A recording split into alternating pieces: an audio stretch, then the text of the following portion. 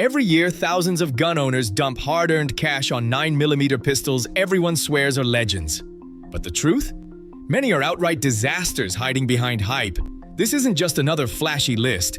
Welcome to Top 10 Dumbest 9mm Pistols Gun Owners Still Waste Money On in 2025, where we rip the masks off pistols with garbage triggers, endless jams, or promises that fall apart on the range and in your wallet. Picking the wrong deal means months without a working gun, wasted upgrades, or betting your safety on broken promises.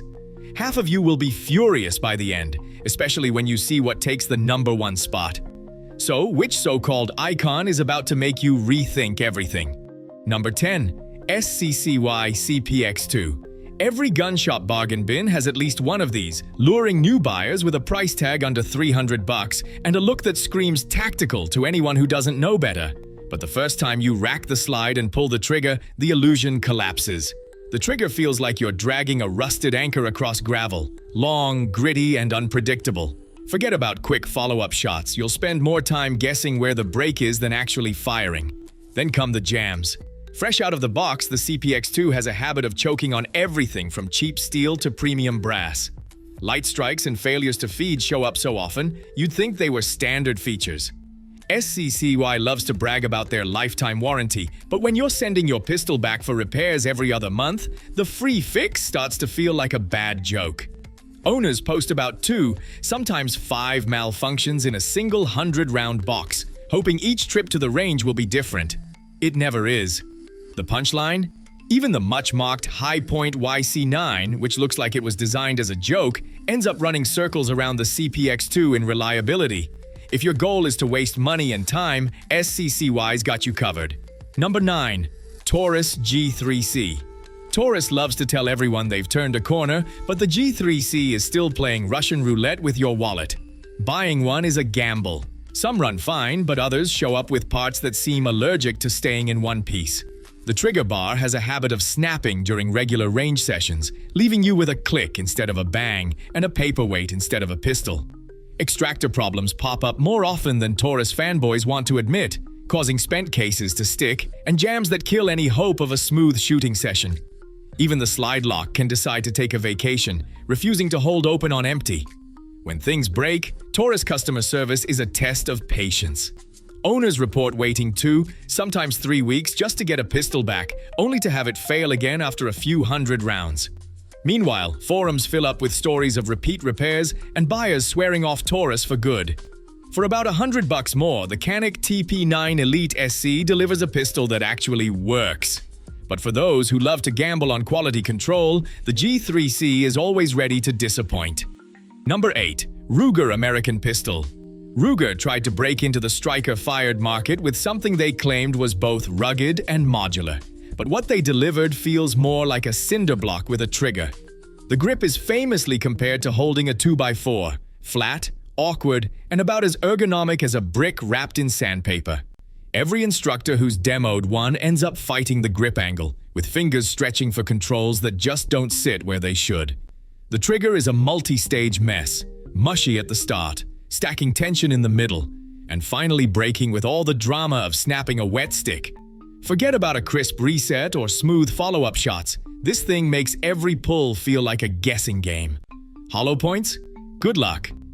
Independent range tests from 2021 through 2023 show the American pistol chokes on defensive ammo, thanks to a steep feed ramp that Ruger never really fixed. Owners report jams, failures to feed, and extractor issues that crop up well before you hit 1,000 rounds. Even Ruger's own dealers started steering buyers toward the lighter, easier-shooting Security 9, which costs less and actually works. If you want an ergonomic nightmare with a trigger that belongs on a staple gun and reliability that falls apart with premium ammo, the Ruger American Pistol is ready to disappoint. Number 7. Smith & Wesson SD series. This is what happens when a legacy brand tries to copy Glock's homework but forgets to show their work. The SD9VE and its siblings look the part, but the trigger is legendary for all the wrong reasons. Pulling it feels like stretching a rubber band attached to a cinder block, long, heavy, and gritty, with a reset that's more rumor than reality. Rapid fire? Not unless you want to build forearm strength and frustration at the same time. The sights are cheap polymer, barely better than the toy guns you find at Walmart. And the ergonomics make you wonder if anyone at Smith & Wesson actually shot these before shipping them out. Magazine quality is a lottery. Some feed fine, others jam up or fail to lock back, turning range day into a malfunction drill. The slide finish wears faster than bargain sunglasses, leaving your pistol looking battered after a few thousand rounds. Most SD owners end up pouring money into aftermarket triggers and sights, only to realize they could have just bought an M&P 2.0 in the first place. If you want a budget pistol that feels like a compromise from the first trigger pull, the SD series has you covered. Number 6. Bersa Thunder 9. Here's what happens when a company tries to blow up a pocket pistol design to full size and forgets basic physics along the way. The Thunder 9 is built like a tank, but not in a good way. It's heavy, top-heavy, and feels like you're hauling around a brick for no reason. Every ounce of that extra weight just slows you down without adding real accuracy or durability. The double-action to single-action trigger transition is a nightmare for anyone who actually wants to hit something under stress. First shot feels like you're opening a stuck pickle jar. Second shot snaps off with half the effort. And your groupings end up looking like a shotgun pattern. Parts? Good luck. Bersa's import pipeline has been a disaster since 2020, with US buyers posting about 9-month waits just to get a replacement magazine spring. If something breaks, and with Bersa's spotty metallurgy at will, you're stuck staring at a paperweight while everyone else heads back to the range. First-time buyers get suckered in by the price and the old-school look, then spend the next year chasing parts on backorder forums. Meanwhile, a Glock 19 weighs less, shoots better, and you can find parts in any gun shop from Anchorage to Miami. The Thunder 9 proves that scaling up isn't always an upgrade, it's just a bigger mistake. Springfield's XD series is what happens when a pistol tries to win the safety Olympics and forgets about everything else. 4 separate safeties: grip, trigger, striker block, and a loaded chamber indicator stack up like a Rube Goldberg machine, each one promising to protect you from yourself. The grip safety alone can turn range day into a finger gymnastics routine if you don't squeeze it just right, especially with gloves or a less than perfect grip. It's the only modern 9mm where a missed grip can leave you with a dead trigger and a lot of explaining to do. The trigger safety, meanwhile, is supposed to prevent accidental discharges, but mostly just adds another layer of mush to an already forgettable pull. Then there's the striker block, quietly waiting to save the day if you ever manage to drop the thing. Top it off with a loaded chamber indicator that sticks up like a mailbox flag. And you've got more moving parts than a kid's science project. But the real fun starts when you try to shoot fast. The XD's high-bore axis sits the barrel way up above your hand, so every shot sends muzzle flip straight back into your wrist. Recoil feels snappier than it should, slowing down follow-up shots and making the gun harder to control than its competition. And if something breaks, good luck. Parts come from Croatia, and import hiccups have left more than a few owners waiting weeks for a simple fix. For a pistol that claims to be idiot-proof, the XD makes shooting feel like a test you're supposed to fail. Number 4. CZ75. Every gun shop has that one old-timer who swears the CZ75 is the best 9mm ever made, as if it's 1975 and disco is still king. The cult around this pistol is so intense, you'd think criticizing it was a crime in most states. But take off the rose-colored shooting glasses, and the flaws are impossible to ignore. The all-steel frame tips the scales at nearly 2.2 pounds unloaded, turning your concealed carry rig into a daily workout plan. Ergonomics? More like a brick with a trigger guard. The grip angle and slab-sided frame force your wrist into a weird angle, making it feel like you're shaking hands with a cinder block. Controls are straight out of a Cold War museum. The slide rides so deep in the frame that racking it requires the finger strength of a rock climber, and the slide stop is tucked away like a secret button only CZ fanboys know how to use. The double-action trigger has a first pull that rivals the Bersa Thunder 9 for sheer stubbornness, followed by a single action that's heavy and gritty. Sure, it's a classic, but so is the rotary phone. In 2025, carrying a CZ75 for self-defense is like insisting on driving a stick shift in bumper-to-bumper traffic. Pure nostalgia, zero convenience. The online forums are packed with diehards ready to defend the honor of their beloved CZ. But the reality is, most modern pistols leave the 75 in the dust for weight, handling, and features. If you want a range toy that doubles as a forearm trainer, the CZ75 is waiting. If you want a practical modern 9mm, it's time to move on. Number 3. Glock 19 Gen 3. The so-called perfection that's really just a starter kit for aftermarket vendors. Straight out of the box, this pistol is missing every feature shooters expect in 2025. No optics cut means forget about mounting a red dot without shipping your slide off for milling or buying a third-party replacement. There goes $200 to $350 before you even fire a round. Front serrations? Not a chance. If you want to rack the slide with wet hands or under stress, better budget another $100 for custom work or an aftermarket slide. The factory trigger is classic Glock, spongy, with a break that feels like snapping a stale breadstick. Owners routinely drop $100 or more on a trigger swap just to get something that doesn't feel like a toy. And don't forget the sights. Plastic, barely better than the ones on a Nerf gun, so tack on another $80 to $150 for night sights that won't shatter if you look at them wrong. Add it up, and most Gen 3 owners spend at least $300 upgrading their budget pistol, all to reach the features that come standard on the Walther PDP or S&WM and P2.0. Aftermarket companies love it. Apex, Night Vision, and half the vendors at SHOT Show owe their profits to Glock's refusal to update the Gen 3. If you want to make accessory makers rich and your wallet light, the Gen 3 is the best upgrade sinkhole in the business. Number 2. USP9. Some pistols are expensive because they're worth it. The USP9 is expensive because it's stuck in the past and refuses to admit it. Walk into a gun store and you'll see this thing sitting behind the counter with a price tag that flirts with $1,000. For that money, you get a pistol that weighs as much as a brick and feels just as lively in your hand. The controls are a maze. Decocker here, safety lever there, all designed back when cell phones still had antennas.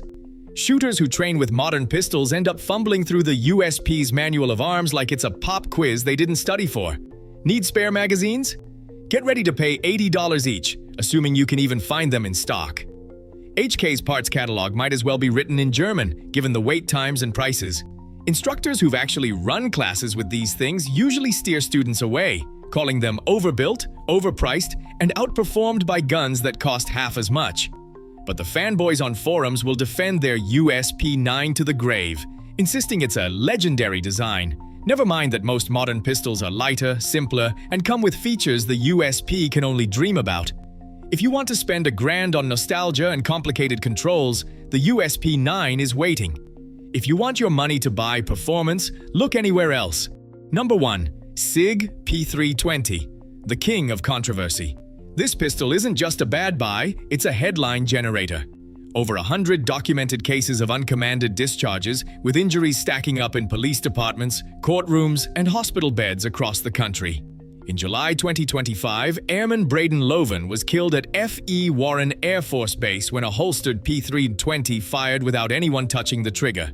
The U.S. Air Force immediately halted all use of the M17 and M18, SIG's military P320 variants, and every agency with a P320 in their armory started scrambling for answers. Houston police banned the model after an officer was injured in the line of duty, joining a growing list of departments: Dallas, Milwaukee, Philadelphia, who pulled the plug after their own officers landed in the ER. Lawsuit filings read like horror stories. Officers and civilians shot in the leg, foot, even the groin, all insisting the gun went off on its own.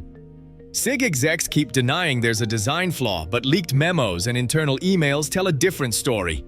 Engineers flagging drop-fire failures, legal teams coaching PR to blame user error, and settlement checks sliding across the table behind closed doors.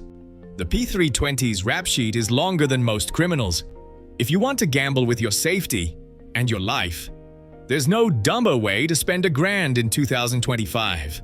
Manufacturers scrambled the moment the P320 headlines hit national news.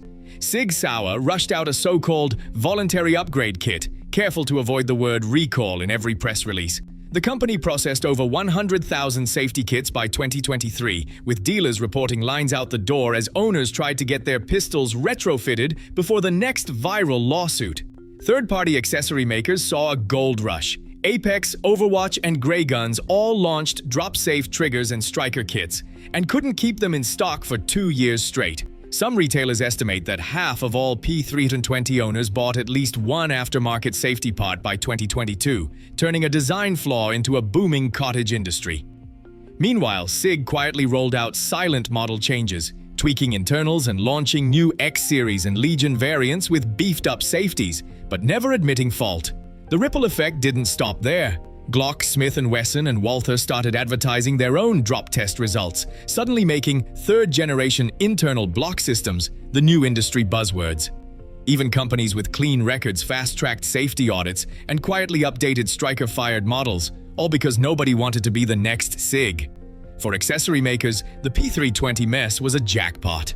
For buyers, it meant every new pistol came with a side of skepticism and a fresh round of questions about what was really safe out of the box. Across this list, every pistol earned its spot through documented failures, like the Sig P320's 100-plus discharge claims and the SCCY CPX2's repeated trigger malfunctions. The evidence is clear. Price and reputation don't guarantee reliability or safety, even for models still pushed by dealers in 2025. Despite hundreds of pages of recall notices, warranty claims, and police department memos, some questions remain, such as what internal testing data manufacturers still keep classified and how many unreported failures exist. The facts show that outdated designs and ignored flaws continue to drain wallets and put users at risk, while the industry scrambles to patch issues only after public outcry. What's certain, brand loyalty and hype have kept flawed pistols on the shelves long after their problems were proven. The smart buyer learns from the evidence, not the marketing. The choice is yours. Don't let the next mistake be a documented one.